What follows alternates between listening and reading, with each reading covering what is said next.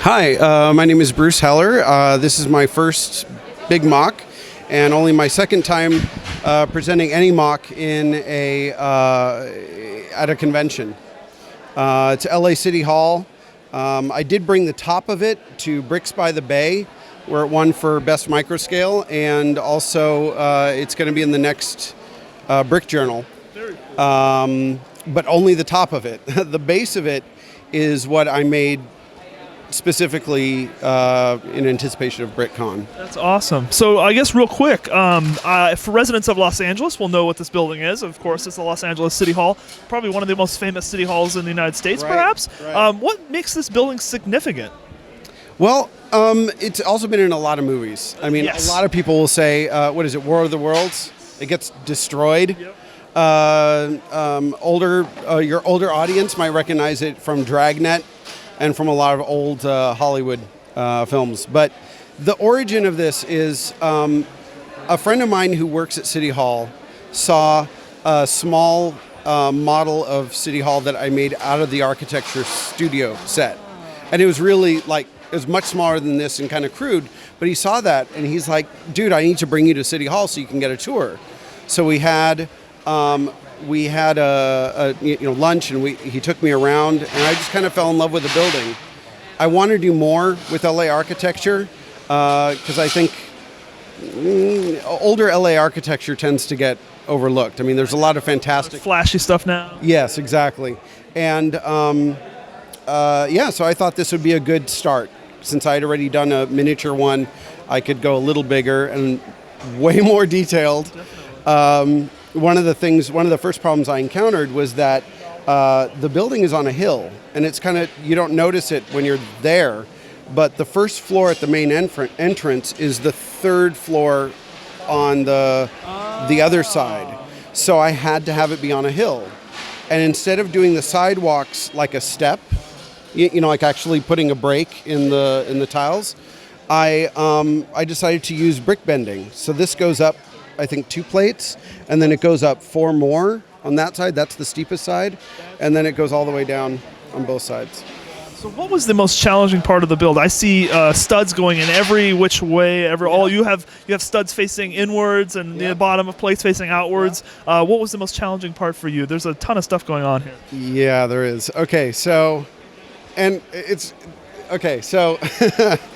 there is, I don't know what they call it, but it's kind of like a little sidewalk that hugs the building on 3 sides. It's this sand red, okay?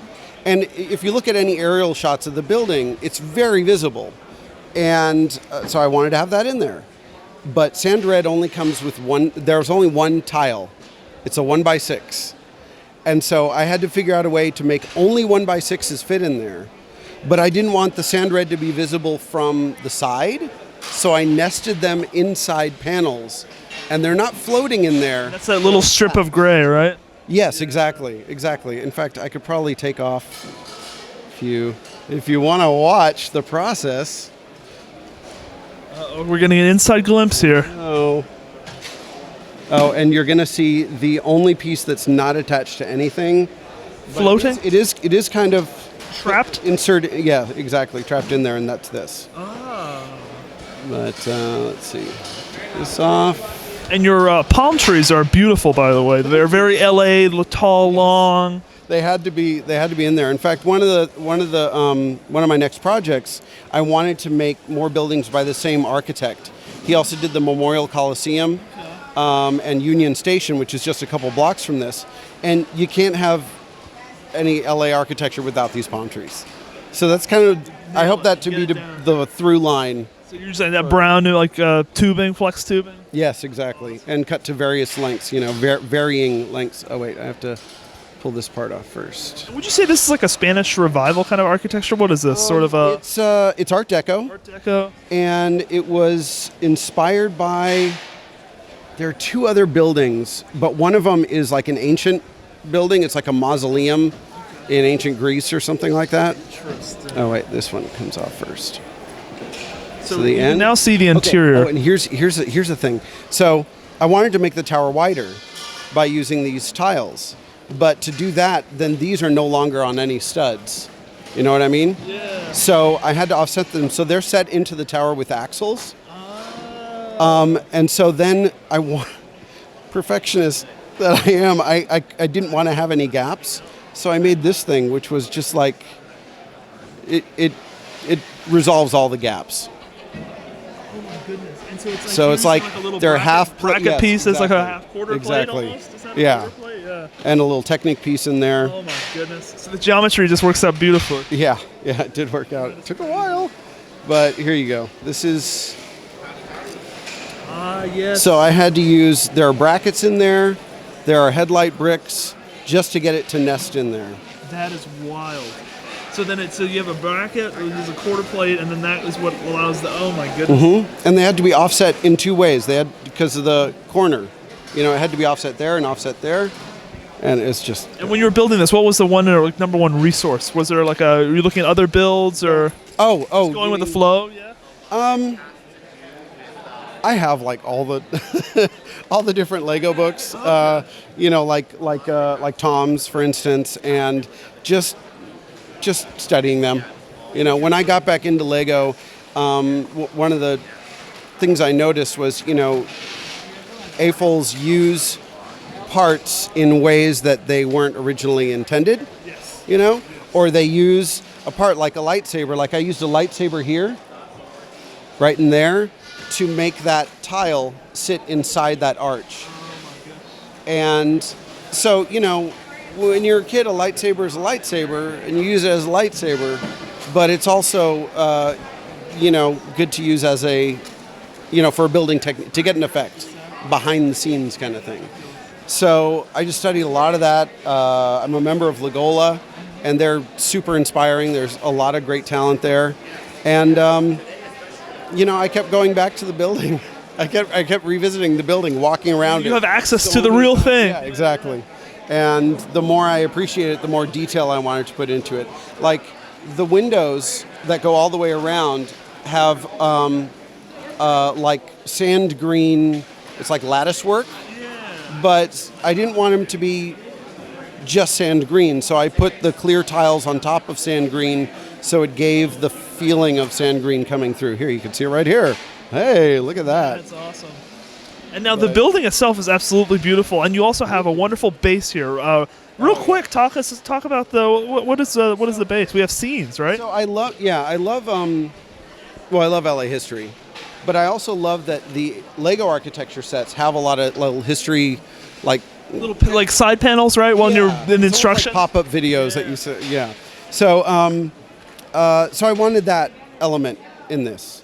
So one of the things, let's see.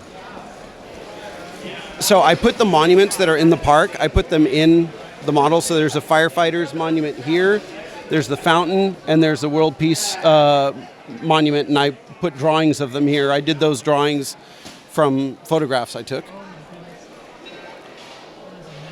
And then I wanted to illustrate some of the people who were a part of the building's history and the city's history, including starting with Pio Pico, the last governor of California under Mexican rule, and then moving on to the first mayor, the first female council member, who actually was also the first female mayor for 36 hours when the mayor was out of town.